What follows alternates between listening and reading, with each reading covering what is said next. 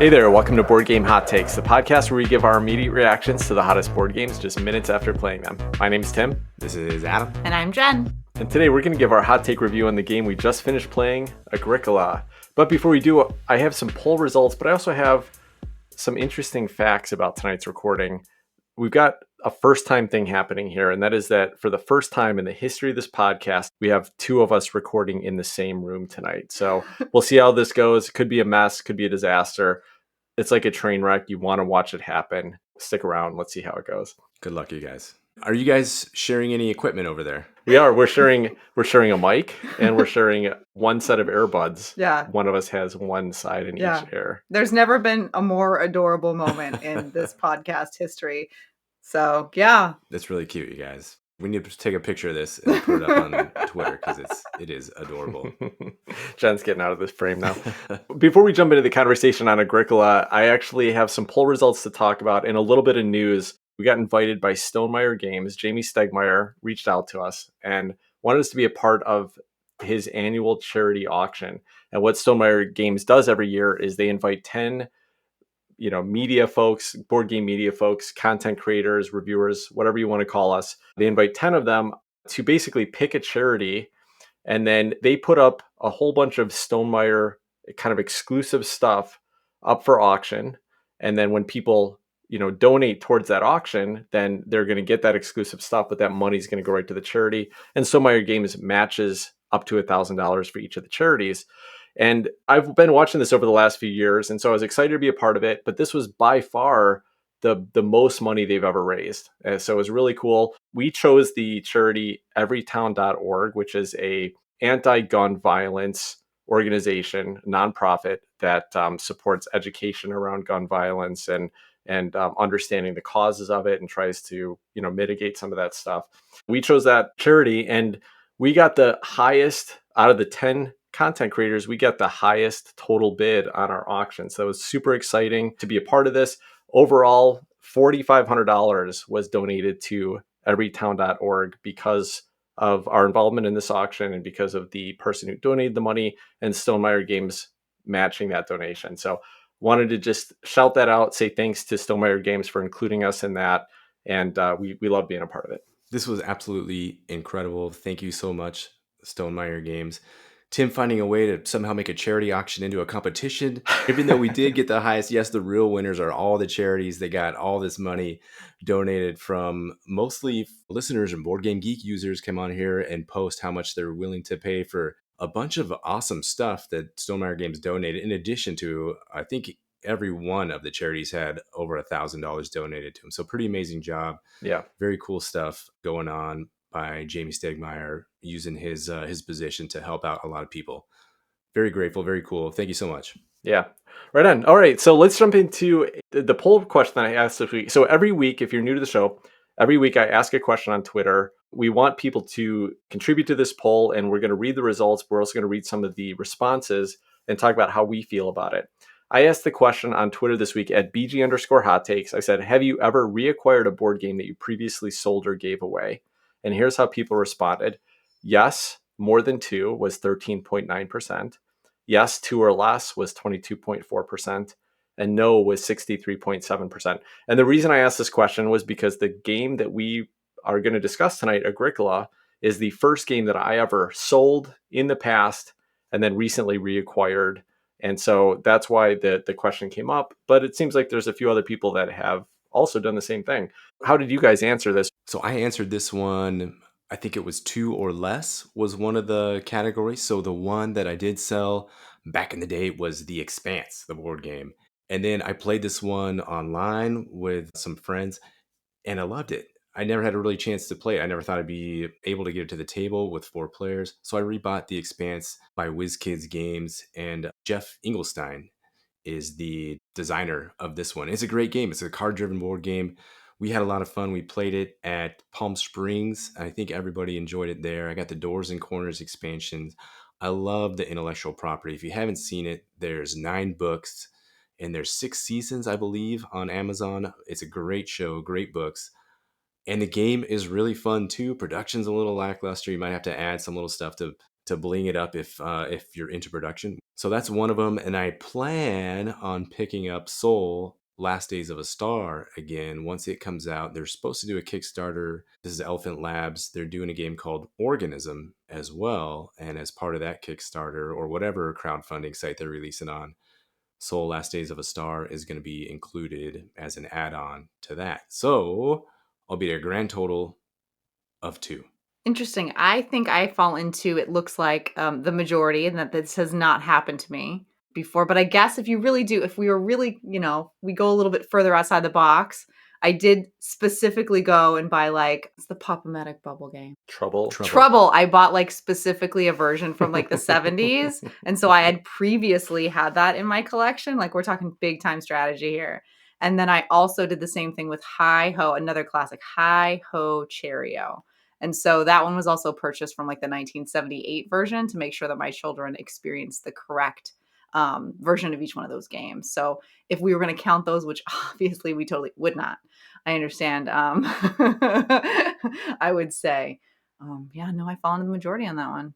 Well, Jen, how many times have you bought Castle of Burgundy? If we look at this in kind of a roundabout way, haven't you acquired different versions? Are you planning on keeping all of those versions? Are you going to sell any of those? So maybe if we disrupt the timeline a little bit, you will have acquired and sold some versions of Castle of Burgundy. Yeah, we'll need to like break some planes and do some time travel and stuff like that. But if we do, I think that we can make the answer be Castles of Burgundy for this question, Adam. You are correct.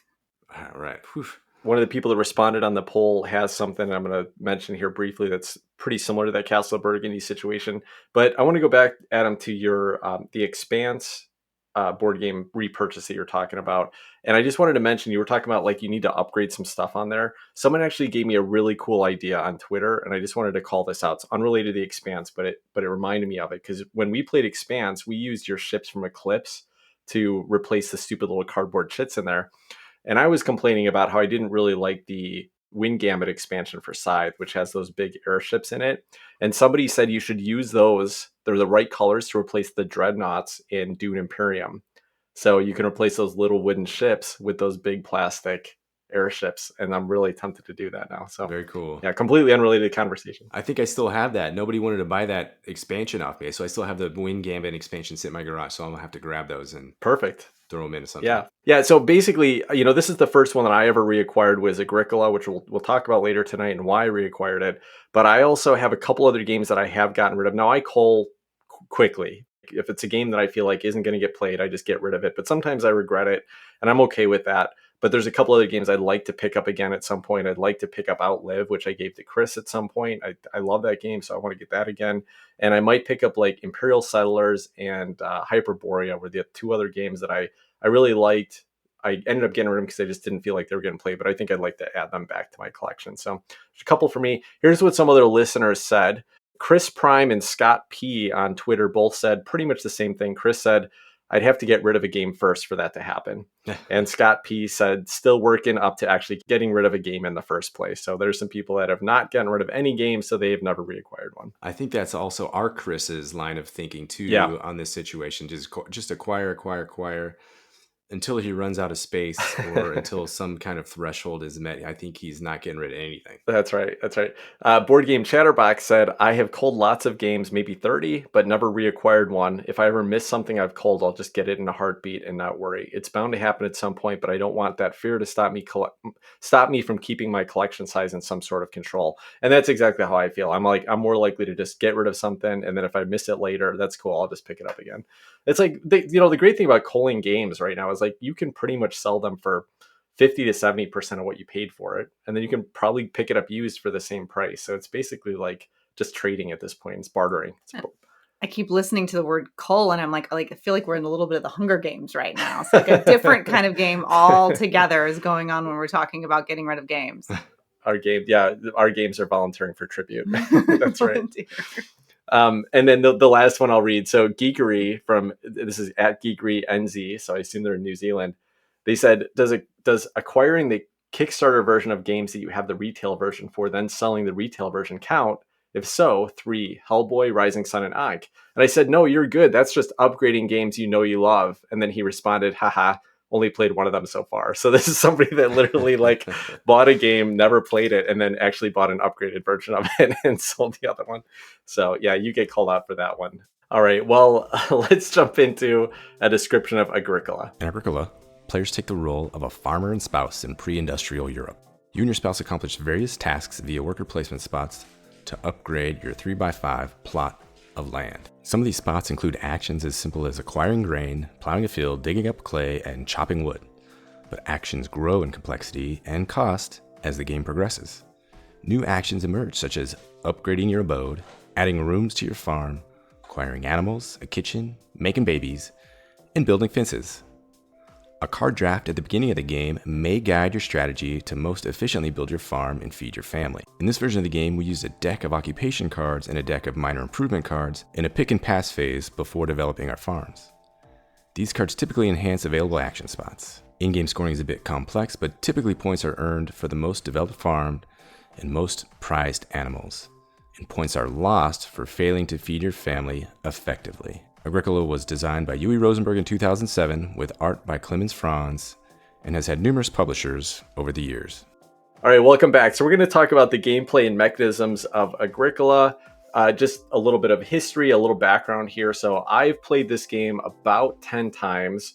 Agricola was one of the first hobby games I got introduced to about 5 years ago, played it a few times way back in the day. And then I bought the game, I owned it, and it was like, my friends aren't going to want to play a farming game. So I sold it off. And then I started playing it on Board Game Arena recently and was reminded how much I loved it. So I picked it up again, played it like 4 or 5 times this last week, and prepped for this review. So that's my experience with it. Adam, this was your second play of it, right? You played once before on Board Game Arena. Just had the click through with you, just kind of getting familiar with the layout and the cards and the very, very, very basics of the game. So this is like first and a half play, I'd say. Yeah, and Jen had played, I taught it to her earlier this week. We played it 3 other times in person, I think, before this first play on Board Game Arena. So. Yeah, this was a birthday request from Tim. And as we know, we've heard before, like Tim chooses and then that's what's going to happen. This is the birthday game is going to happen, whatever it is. And so this year it was Agricola a lot for some reason. And I don't know, I thought that you'd want more than like one, like 2 or 3, but it just was like Agricola. Like I felt like we were prepping for this. Like you had to win tonight for some reason. You just weren't telling me about it. No, I was prepping so that you could actually talk about the game intelligently tonight. So I was doing it for the show. Everybody, I gave up my secondary birthday game for a better review of Agricola on the show tonight. So anyway, Jen and I have a little bit of experience. So noble of you, Tim, to make such sacrifice.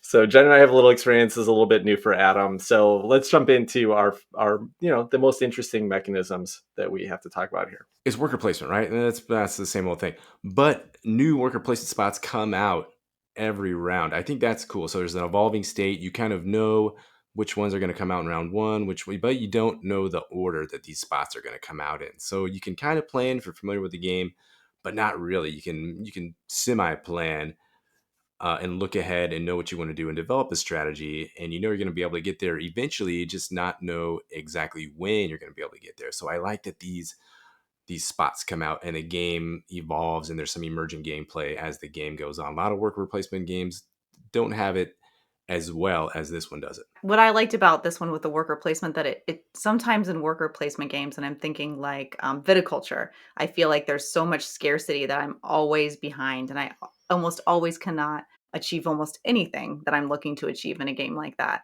And in this one, it felt like that nice balance of I had enough grasp of it. Even from game 1, I didn't feel like, oh my gosh, I just need to use this next 6 rounds in order to accumulate resources to do anything. I felt like it was a nice balance of accumulating those resources and accomplishing something as it went along. No, I think it's worth mentioning that we have to call out that this was one of the first one of the first worker placement games ever. I don't think it was the first, but Bus might claim that. I heard Bus and Kalis always get tossed around. I haven't done homework on it, yeah. But this was a very early one, and I'm still shocked coming back to it after playing dozens of worker placement games, dozens of modern Euros, modern strategy games, how well this holds up for me. I think that it still does some things really well that even Uwe Rosenberg has not reproduced, even though he's tried. He's done many, many other worker placement games with similar themes and some similar mechanisms. And I still think that for me, Agricola still does it the best. There's two things that I think are worth talking about. So the first one I want to mention is these accumulation spaces on the board. The game has some tight choices. The earlier on, of course, there's less spaces to take, but there's always things that are more valuable. And one of the things that pushes that every time, even if you think you've got a strategy you want to go to, once the round resets and you accumulate the goods there, all of a sudden, hey, there's 9 wood on that space. Now, I really wanted to go do a harvest, or I really wanted to go pick up sheep, but I can't pass up 9 wood. So I got to change that, change my strategy. And I think that's really fascinating. I haven't seen that used a whole lot recently, but like Dune Imperium even did it with the spice in that game. But I think that Agricola is a little bit more interesting from that perspective because there's a whole bunch of spaces that do it. And so there's always a push and pull. Hey, I didn't care about clay this turn. I wasn't planning to go that way, but there's 6 clay sitting there. I better go take that. So I think it really drives some interesting choices and decisions and tough decisions about when is the right time to take it. Not just, are you going to block me this round, but are you going to pick up all that stuff and next round it's going to be worth almost nothing to me. Yeah, the you mentioned Dune Imperium. I love how it does that there with a spice, and that was a nice juicy tidbit in this game. You see those resources gathering up. Oh, do I want to go take 9 clay for no reason other than just to have 9 clay? Because that's awesome. That's really great. Maybe you're going to mention this as your second thing, Tim, but the draft. I understand there's a lot of different versions and different ways to play this game. I liked the draft up front. I think I don't know if it was 10 card, 14 cards, something like that. And you're drafting a handful, a slew of these little minor improvements. And then after that, a bunch of these occupation cards. Yeah. So right there, you can start sort of strategizing and seeing what combos are going to work well together and develop a little strategy right off the bat, which is pretty fun. I enjoy that draft a lot. What I thought was neat was that there's a significant power, obviously, in this game for being first player. And the rotation of that, the placement where you put your worker for that, it's not just you get first player next time. It also has its meeting place. Like you get a minor improvement with it as well. And that has a lot of power as you build your deck or build your engine to figure out where you're going, just kind of to figure out what your strategy is going to be for that game. And so the fact that you get to place your worker there, get the first player for the next round, and also get to play a card feels like it's a powerful move, but it's also something that I feel like has a lot more power in the first couple rounds. And so we're playing those first couple rounds and everyone's kind of fighting for it. And then it just became less of a power struggle as the game goes on. And I've seen that almost every single time. That first player is like so significant and we're killing each other for it. And then all of a sudden it's like, oh, who got first player? And I remember what happened towards the end of the game. Yeah, that's a great point because there's so many more spaces that open up there that the first player isn't as important. Going back to what you said about the draft, Adam, this is the second thing I want to talk about. And it's not just about there's a draft, but it's that there's this huge variety of cards that come up, right? Everybody starts with 14, 7 of each type you can pick from. You can draft them, you can randomly deal them out. There's a whole bunch of different recommended ways to do this in the rule book in order to distribute these cards. But the point is that this is where the variety comes in the game. Like there were still on my 10th play, there were some cards that came up tonight that I'd never seen before. And even if I've seen a lot of them, I see them in different orders. And that is what is really fun about this game. And I think what raises this above Caverna for me and raises it above A Feast for Odin, which are two similar Uwe Rosenberg games that even Feast for Odin has some of these cards, but they're not as impactful. They're not as easy to get out. And like by the end of this game, I think, I had like 10 cards out on the table. Adam had a few because it was only the second game, but Jen and Steve both had like 6 or 7. And so there's this pretty interesting engine building. You can get some combos going where if you can get a couple of cards out that all trigger off one action, they really benefit you in some unique ways. And to be honest, like this was a really fun game for me because I was doing terribly. It seemed like every time I was going to do something, somebody else took the space that I wanted to take this game. Right. So like by the, third to last round, I had almost nothing in my farm. I had no fences. I had no pastures. I had almost no fields, but I had built up this really big card engine so that I was kind of able to set myself up in the last few rounds to take advantage of. And I ended up winning with a pretty significant amount. I'm not bragging about that, just mentioning that there's a different arc. This game can go in different ways and those cards can have a big impact. And I love that. I think that's what's going to make this game fun to come back to repeatedly because it's a little bit about that setting yourself at the beginning to see what the potential engine is. And then when's the right time to take an action to play one of those cards versus taking one of the accumulation spaces. Like there's so many cool choices that come out of that. My favorite part about what you just said is that, you were really frustrated at the beginning, and I know that I'm doing well or I'm making the right choice for that round when Tim swears at me. So like everybody can identify like, oh, that was a strategic move. That's going to kill it. That's going to push you forward because Tim's like, no, no, no, no. Right. Just happens. Right. Yeah, that's a nice subtle backdoor brag about how much you won the game by, Tim. It wasn't really even close. There was maybe a battle for second and third place, but what is front and center and banging on the front door in this game is that you have to feed your people. It's a Rosenberg hallmark, whether it's feeding Vikings or whether it's feeding your cave trolls, whatever it is, you have to feed your people if you're playing a Yui Rosenberg game. And animals are going to breed, right? Or plants are going to grow, whatever. He likes to do this farming, this whole agricultural bit he wants to put in there. So those are two staples of Yui Rosenberg games that I am kind of mediocre on. Those cards you talked about, Tim, there's ways to mitigate, there are ways to help you out so you can kind of get past that. But that's always like a hurdle that you're going to have to jump over when you're playing Rosenberg games, and is front and center here in Agricola. Well, I think this is a great time to jump over to the theme and production, because one of the cool things, what you're complaining about, Adam, is feeding your people, right? But I don't think there's been a more thematic Euro that's ever been made. Adam's giving me some weird looks here, but let me explain. Everything you're doing here is in service of the theme of you're this tiny little homestead, medieval times, there's no resources, you're just trying to survive. All you're trying to do is maybe you'll do a little day job and go pick up some food. But what you really want to be doing is starting to build up your farm so that you can kind of sustain yourself. And everything about this is in service of the theme. The feeding is there to say, hey, at some point you want to get your farm running well enough where feeding is kind of an afterthought. And then you can focus on the other things that are going on and not just a focus. And that's one of the interesting things about the arc of this game, and it feeds into that theme, is that at the start, it's so hard. You just have to spend actions to go get food. It's a wait. Like, you don't want to be doing that. You want to be making your farm better. But towards the end, you can start just like, hey, I got so many pigs here. I don't even care about them. Let's turn a couple into bacon and we're all set.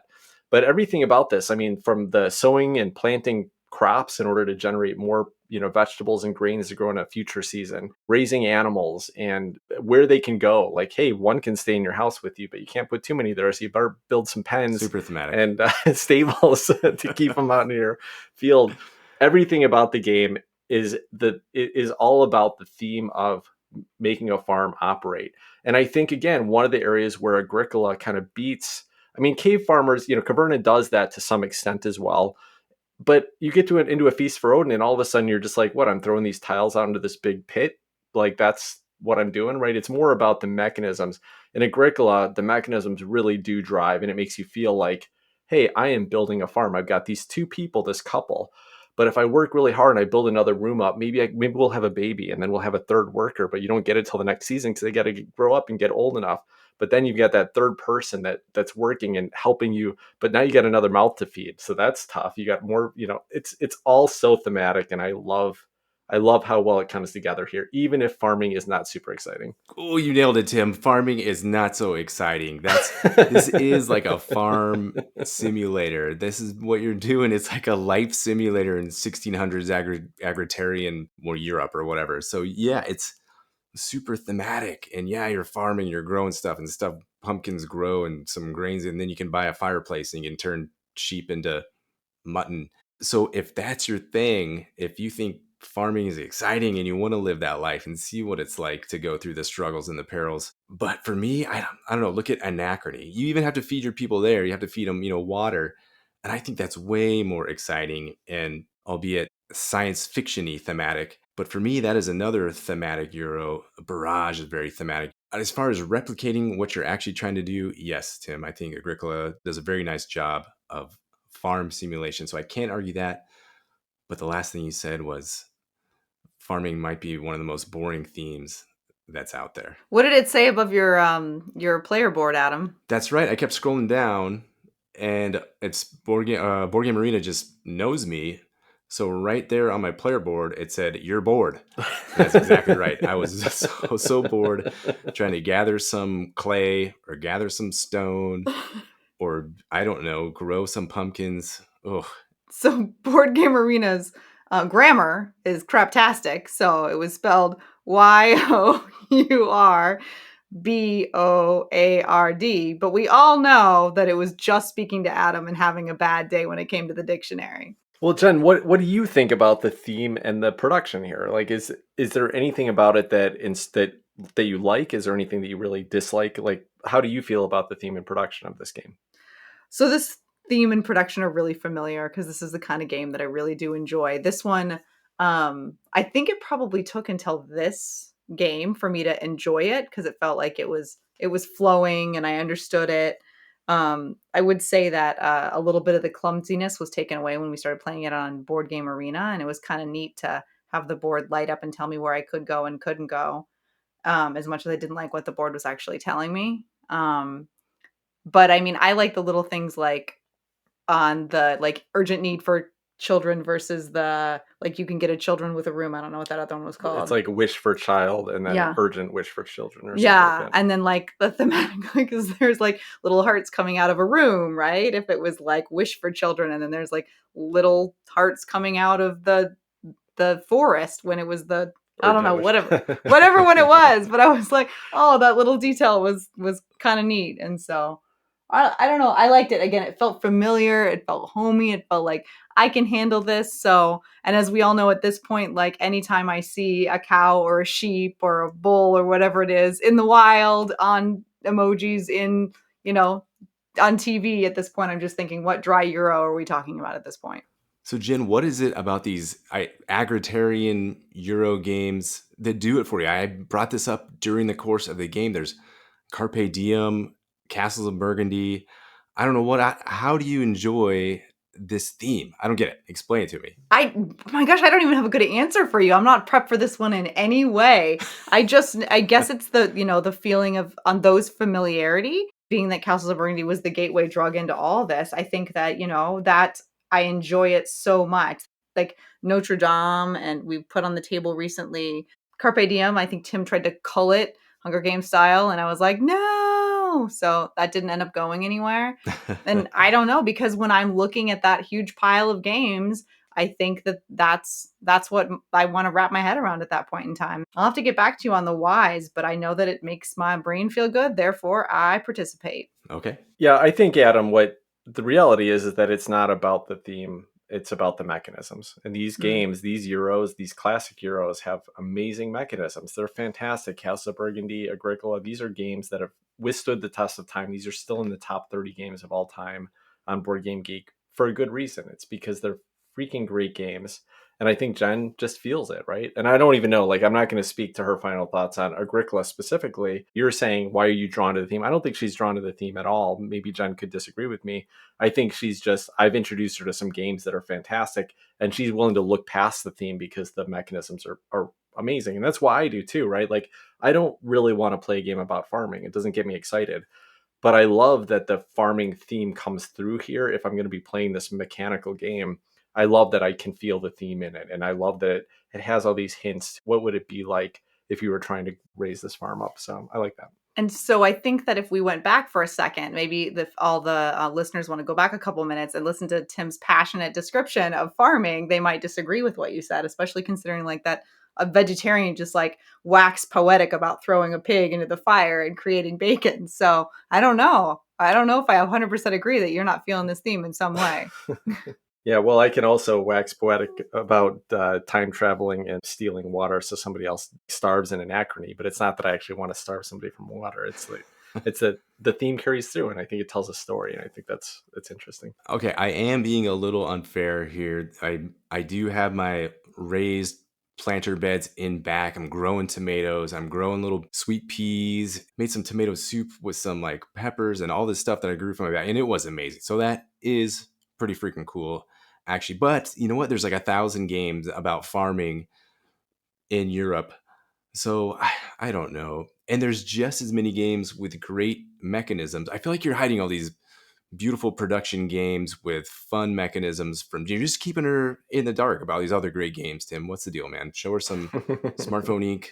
I guess people could say that theme is just as horrible as anything else. That's Adam's default. It's always Smartphone Inc. Yeah, that's I think it's the third time tonight that he said like smartphone ink. Like we talked about one that I learned last week and one that I was playing, and he's like, "Oh yeah, you just need to learn smartphone ink. It'll only take a second. Just go ahead." And the last time, like whenever it was, 2 months ago, smartphone ink.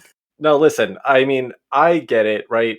But there is something to be said. There's a reason why I came back to this game. There's a reason why this is the first time the game was re-added to my collection after I culled it. I culled it because I was like, no one wants to play this stupid farming game. And I'm probably right. There's a lot of people that don't want to play this stupid farming game. But this game is so tight. It's so interesting. I love the choices in it. This kind of goes back to our Lorenzo discussion from last week, where the worker placement is the type of interaction I want, and Agricola just escalates that. It was before Lorenzo, and they do them in different ways, and I think they're both great, but it's still fantastic. And I think it beats most modern worker placement games. I think A Feast for Odin, which is just this huge sandbox game where you can do something no matter what. Nobody's going to get in your way. I like when somebody can get in your way. I think there's the right kind of interaction here for me. So I really like what Agricola does. But going back to the theme and production one last time, I just want to mention we've talked last week about Clemens Franz artwork. We talked about 4 weeks ago when we talked about Clans of Caledonia with Clemens Franz artwork. I don't know how many games we've covered on this show that had Clemens Franz artwork on it, but somehow it works for me in this game. Like, I like the production here. I am tired of seeing the same artwork over and over again. This was one of his earlier Euro games, as far as I know, that highlighted Clemens Franz style. I think it really works here. I'm happy with the production. I think this is a beautiful game. We played the revised edition in person. That's what I have, as well as I think what we were playing online. The original version of this game, the workers were little discs. They were little wooden discs. And all of the resources and animals, I think, were little cubes of different colors. But this one, no, they're little Anna meeples. There's like little sheep meeples and cow meeples and pig meeples, and there's little people, and all the things represent. I like the production of this game. I think for what it is, for the classic style Euro it is, I think this is top notch. I love to have it on the table. I think it's beautiful. I just love it. Yeah, if you're going for that classic feel, I think you're right, Tim. This is like the quintessential early resource management game, and it has that feel with it for sure. You can't argue with that. And I just looked up Clemens Franz because I was curious what other artworks. We had talked about a couple that we thought might be. There were some that Tim was confident in, and some we weren't sure about. And Orleans came up on there. Orleans a Clemens Franz game. Yep, exactly. He's done a ton, and I don't even get to the full list. Like, that's notable game list that you're looking at right there. But I mean, he's done 100 probably Euro style games, many that you'll recognize if we pulled up a full list of them. All right, well, let's jump into what the most important question, that is, would you request to play Agricola again? I don't think I would. I don't think I can. There's so many other great games out there with different themes that I am more drawn to. The mechanisms here are solid, Tim. I did not enjoy my play tonight. I had a good time playing this game tonight. There was a lot going on here. I think there's tons and tons to explore. There's over 1,000 cards that you can add. You can mix in and out of this game and a few different versions of it.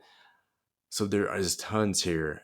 But am I going to go back to it when there's stuff like Smartphone Ink out there and Barrage out there, and I know you guys are laughing at it, Eclipse out there, Age of Galaxy? There's so many other tight resource management games with themes that I just prefer, and I think that's super, maybe it's superficial, but that's one of the main things that's keeping me away from games like Agricola and Caverna and Lorenzo. There are solid games with artwork and themes that I prefer. I like the immersion. I like getting in, pretending I'm out in space, floating around. I don't want to be toiling after the Black Plague, trying to keep my family alive, being forced to feed them corn or meat, get a kitchen, get a wood oven. And no, I am not going to request to play this one again. Begrudgingly, I might play it again. If you send me an invite on Board Game Arena, yeah, I'm going to click yes. Of course, I'm not going to say no, and I'll play this one again. But that's where I sit right now with Agricola. Before Jen jumps in with her answer, because I'm really interested in hers as well, because she's one of my local game groups, so it may dictate how much I get the game played. But before she jumps in, Adam, I want to ask you, because when we talked about the games that we were least interested in playing on the Board Game Geek Top 100 this year, you you kind of double ranked this with Caverna and said, I have no interest in playing either of these games. So now you've had a chance to play it. How did it hit your expectations at least? Like, do you feel like you were right? You should have never tried it, or are you glad that you at least tried it? I'm glad I at least tried it. I've heard so much about it, and I was curious about what's going on in the game. And it's a Muey Rosenberg. It's one of his best games. It always gets mentioned as one of the top games, and it's still in people's top 10, top 5 lists all the time. You hear about it, so I'm happy to try it and see it. I think it's a foundational game, and a lot of games took some of the mechanisms here and went in different directions with them or built on them. Improvements in quotes were made on this game. And I think it's an early game for a lot of designers. I think a lot of people took inspiration from this game and took it their own way. For me, I could not have a more neutral answer. To answer the question directly, would I request to play this game? No. But would I say yes if given 3 games and the other ones were like Stall Realms of the Galaxy Extra Death Rage or, something else of equal Wizard fight. or lesser interest Yeah. to me? That's what I think. So I think the answer is sure. If someone else wanted to play it and they felt really strongly about it, I'd be more than willing to participate in the process. But I think like you all identified, for me, it's about the mechanisms in this one. And there's plenty of other games for me that might even have as dry or boring themes over those mechanisms. But this one didn't like float my boat enough to request it personally. Yeah, and I'm actually surprised by this, Jen, and completely understand. I could feel it, but usually what happens is I'll teach you a game, and the first time you just seem like you hate it. And so I always try. I'm always like, okay, we got to try. If I can get this in front of her one more time, I think this is going to stick. I think she'll like it. And so we played it a second time, and you're like, still not that excited. And then a third time and a fourth time, and you never seemed to enjoy it. What is it about the mechanisms that you think were less interesting than something like Orleans, which you kind of fell in love with on your second play, or like Castle of Burgundy, which you fell in love with on your second play? Like, what do you think it is here? I can tell you what I think it is, but I'm just curious. Can you recognize what the difference is for you? No, I have to. I mean, we're just going to fast forward. Skip, tell me. I got to hear this answer. Well, to me, I feel like it's that most of the other games that you enjoy playing are a little bit more streamlined as far as like, here's 6 actions you can take, and you're going to do those actions. What are you doing? I don't know what he's doing. He's saying smartphone ink by holding his phone up. I don't know what you guys are talking about. Why would you bring that as streamlined? Amazing? Tactile? Okay, I got it. But with Agricola, I think that there's a lot of choice. There's a lot of cards you got to evaluate. 14 cards in your hand at the beginning of the game. There's a lot of different actions to take. There's a lot of different, like, the things have more complexity on top of each other, even though your basic actions are similar. Do you think that is what may be driving you away from it, or am I completely off base here? I think that if I had to identify one thing, it's the card drafting component of it. It does not float my boat in any way. Like a game I really do like is Isle of Cats, but honestly, I just want someone to hand me the cards on that one. And then I want to actually play the game. Like, tell me which cards to take. Don't make me think through this process, because there's lots of thinking processes that make my brain feel awesome and I'm having a great time. Card drafting does not seem to be one of them. And I can obviously be proven wrong. Like, oh, Jen, remember when you played blah, blah, blah, the game 3 years ago and you loved it and it had card drafting? Oh, I'm so wrong. But just have a little combo with myself there. So yeah, for me, this one especially, and there's two sets of card drafting. So we have to draft the professions or whatever they're called, and then we have to draft the minor improvements. And so we're passing 14 cards before we've even started the game. And so for me, that takes a little wind out of my sails. And the excitement, there's so much prep. It's like game setup, right? Like there are certain games that I really like to play that take a really long time, like Orleans. But if you told me I had to set that sucker up, we would play it like -4.5 times. So the other night we played it without drafting. We just handed out the 14 cards. Did that help? Yeah, for me it did. I think I had a decent experience with it. Did I have like the greatest? I had to figure out a strategy. Yeah. Based on the cards that were drafted, which is much different from kind of thinking it out as you go. But again, that's what makes that setup time so long. 14 cards we had to go through. Oh, so fun. All right. Well, so for me, obviously, I just mentioned that I reacquired the game because I get to play it on Board Game Arena again. And I thought like I was like, oh, this is kind of a mediocre. I don't need to come back to this game. And I got to play it on Board Game Arena. And I took the first few turns and I was like, oh, I remember why I didn't like this. And then by like the sixth round, I was like, oh crap, I love this game already. So I fell back in love with it. I love the game. I think it's great. Theme aside, I could care less, but I think the mechanisms fit in with the theme perfectly. I love it. My wife seems to love it. She was hitting me up on Board Game. She's like, hey, Tim, let's play a game of Agricola on Board Game Arena today. I was like, that's amazing. So I'm excited. Jen may not be playing it much with us, but I think this is going to be a hit for me and my wife regularly. I love this game, and I think it's going to be maybe a top 20 game for me next year. We'll see. I don't know, but really, really, really enjoy this game. So I will be asking to play it as much as I can. Jen may not be involved. Kick her out of the group and find somebody else to come play it with me. But I like it a lot, and was surprised by that. I think it holds up really well. And I've unfortunately been very surprised by some older games because I made an argument on a podcast about 6 months ago saying like, no, newer games are better than older games. I'm starting to reevaluate after playing Agricola and Lorenzo. Like these games are so good. They're so tight. They're so well made that, yeah, I don't know. I'm starting to question my own complete And life choices. founding. Just to elaborate on that, I think there are so many new games that it's hard to pick the quality games out. There's a lot more choice. There's a lot more games that are out there, and to find some of those newer ones that do have that streamlined feel that aren't over bloated. I think you've talked about this, Tim, too, that a lot of the newer resource management ones just have this module and this module, and you got to trade in this thing to do this thing, this other thing. Like, just get to the game, get to the fun, thinky part, and don't make me add this sideboard and this other sideboard and this other sideboard so I can get to the fun parts of the game. All right. Well, I think that'll wrap up our conversation on Agricola. Let's jump into a few games that have been on our table, as well as some future takes right after this.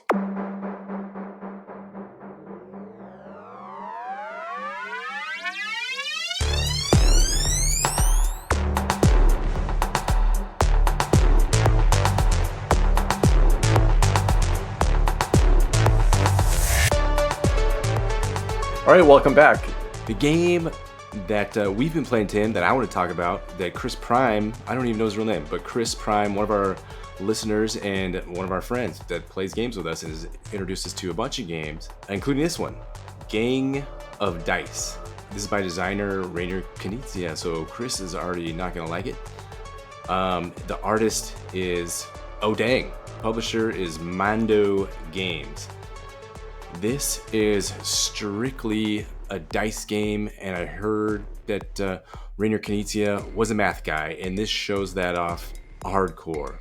What are you doing here? There's different cards that have different objectives. So these cards might have 3 dice on them, and it'll say 2 dice can't be equal to each other. One of the incredible things about this game is you pick how many dice you want to use to try to avoid that objective and get the highest roll. And one of the faces on the dice is a mustache guy. So instead of a 6, there's this little mustache guy. I don't know what that's all about. Probably something in a theme here in the rule book, but whatever. The numbers are 1 through 5. Traditional dice, except for the 6, is a mustache. So you're rolling them. Again, we'll go back to the example where 2 dice can't be equal. Well, first choice, how many dice do you want to pick? Well, if I pick 1 dice, I know that 2 dice can't be equal. So boom.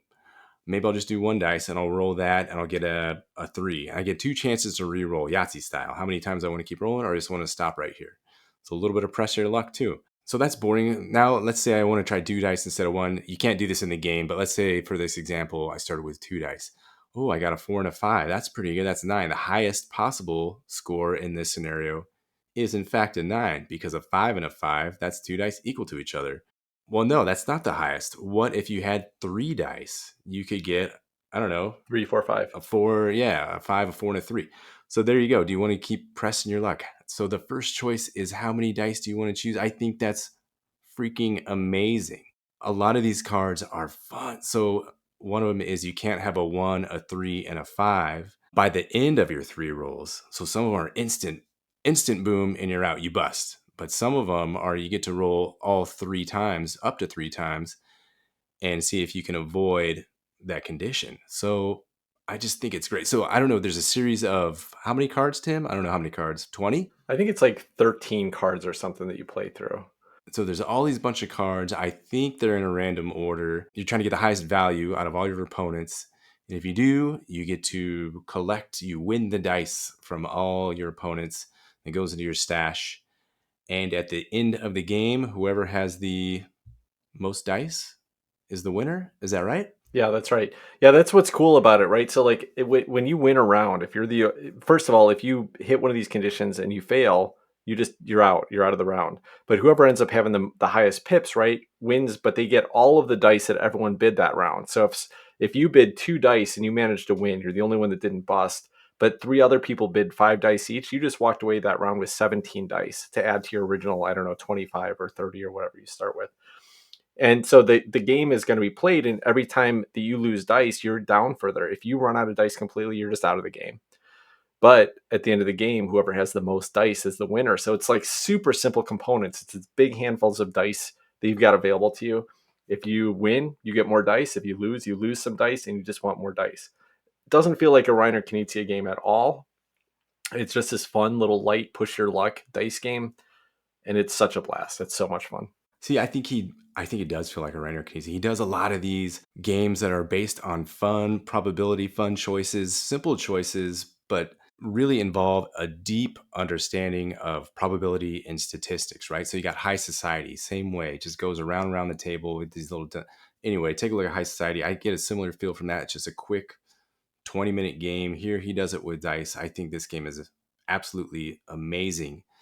It's a gang of dice. Thank you, Chris Prime, for introducing this one to the group. Having tons of fun playing it. Adam, have you ever played Can't Stop, the Sid Saxon classic from like 1980? No, I've heard great things though. Okay, so this is a game that I grew up with, and it reminds me so much of it. It's a little bit different game, but it's a push your luck dice game, and it's also available on Board Game Arena. So I'm going to hit you up with a game tomorrow, and we'll play it. I think you'll like it. But gives me the same feel. This is a little bit quicker, a little bit lighter. I really like Gang of Dice. Here's an interesting fact about this. I don't even think this game's published yet, so it's up on Board Game Arena right now. But there's only 27 ratings on Board Game Geek for it. It doesn't even have like a full number rating at this point. It's not enough people have rated it. I think it might be coming out later this year, at least in North America. So keep an eye on this game. If you want a light little fun party, push your like dice game, this game is great, super fun. I'm probably going to pick this up as soon as I see it in a store and it's available. Absolutely. On the table this last week, I learned Fantastic Factories over really spicy Thai food. That was a lot of fun. I liked it. I thought it was just pretty in general. And it reminded me the dice, like as worker placement, that really reminded me of, oh gosh, that game I liked from a couple years, Artemis Project. I think you got rid of that one. But I really liked the dice. I like the feeling of putting those dice in those little square areas where that is. I got a kick out of that. I mean, it was a very tactile experience. I mean, there is an aspect of card drafting, but it's not the same concept of having to look through all those cards at once. And so I don't know. I really liked it. I don't know what if you guys have. I know you both have played that one before, but I'm glad that it came to my table. Yeah, we talked about this last week on the show. And Jen, the one thing that I didn't mention last week, which I just discovered this week, which I want to call out since you brought it up, is that the designer is Joseph Z. Chen, and he's got a co-designer listed of Justin Faulkner. But the artist is also Joseph Z. Chen. And I think it's fascinating because the art here is really cute. This kind of quirky, very brightly colored artwork. But it feels like it's a style, but it feels like professional. Like it doesn't feel like an amateur artist did this. And it's very cool to me. I don't know. I wonder if Joseph, came up with this artwork and was like, hey, can I put a game around this? Or if he came up with the game and is like, hey, I might as well illustrate and put it out in front of the publisher. And they kept it. There's not too many designers that do their own artwork. Ryan Lockett's the only other person that comes to mind for me. So I'm really impressed with this game. I'm glad you liked it, Jen. We still have to get in front of Danielle, play it together, and see how it goes. I think she's going to like it. I predict that, and so that's exciting to think about the fact that we could have a winner for all three of us. Right on. All right, so cool. The one game that I want to talk about this week, which I haven't talked about on our show, but if you don't follow them, I do weekly do a really quick segment on the Cardboard Conjecture podcast, where every Wednesday they release a show that is a whole bunch of content creators and board game media folks that release this What You've Been Playing Wednesday episode. And it's just a 5 to 7 minute segment where you talk about the games that you've been playing. So I have talked about this game on that show. So if you want to listen to more games I'm talking about, you can listen to it there. But I wanted to give my final thoughts on our show. I was kind of holding it until I had a chance to play it a few times. And this is a game called Bitoku. Bitoku was designed by German Milan and published by Devere Games. Bitoku was released in 2021, so it's about a year old at this point, and is one of the most beautiful looking games I've ever seen. The board game art is this beautiful, like Japanese landscape with this fantastical dragon creature flying through the background. And that's what the game's all about. I mean, in a lot of ways, it reminds you of like a Miyazaki film with, these weird spirit creatures in and out of the game. So that's kind of the theme. You've got this beautiful, colorful artwork with these Japanese spirits. The whole point of the game is that you're trying to become the best spirit so that you can be the spirit, the great spirit of the forest. I'm not going to go into the rules because it's too complex. It's going to take too much time. It is a little bit of a dice worker placement game, a little bit of a deck building game involved here. I'll just say that it took me many, many hours to learn this game. It's very language independent and tons of iconography. The rule book is okay, probably could have been done a little bit more streamlined. And it took me a lot of time to understand how the game played. But overall, the game is not that complicated. I think I could teach it a little bit quicker. The problem is that the game has just tons of iconography, tons of decisions to make, and none of them are that interesting.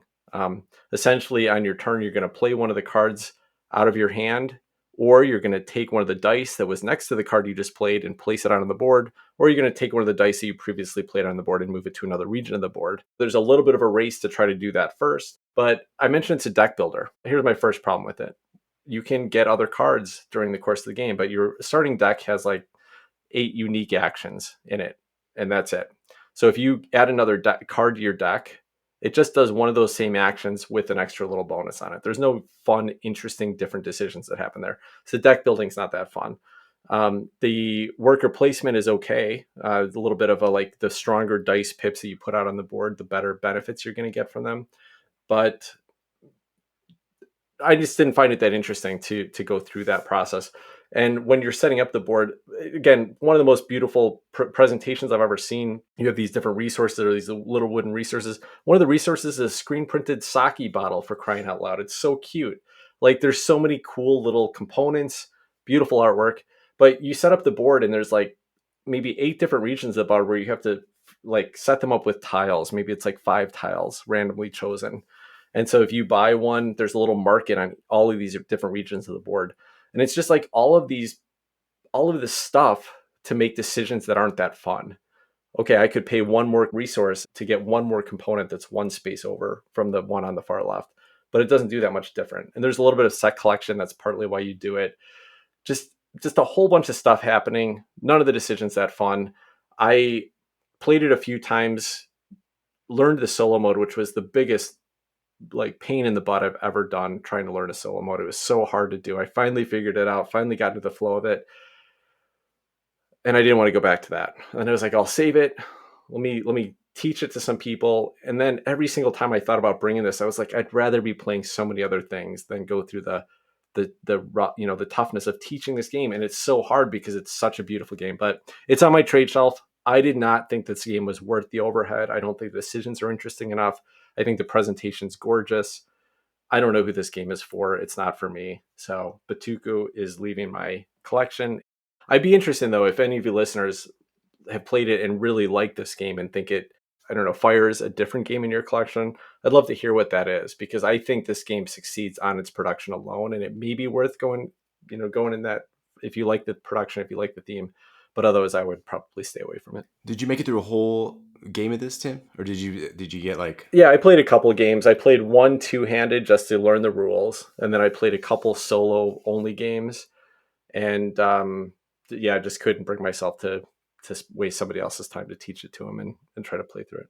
Isn't that a rough feeling? I'm going through a couple of these right now that are on my table, and I don't know if I want to fight through them, right? It's kind of work sometimes when it doesn't quite flow and it's a grind to get through it. And you're like putting all these shits over here and this thing over here. And you're like, well, now what do? I have to go look at the rule book again, flip over. Where's this thing? How do I do this thing? And some of these games can be frustrating. John Company, is that what you're talking about? I got both of them. I got John Company out there, and what's the other one?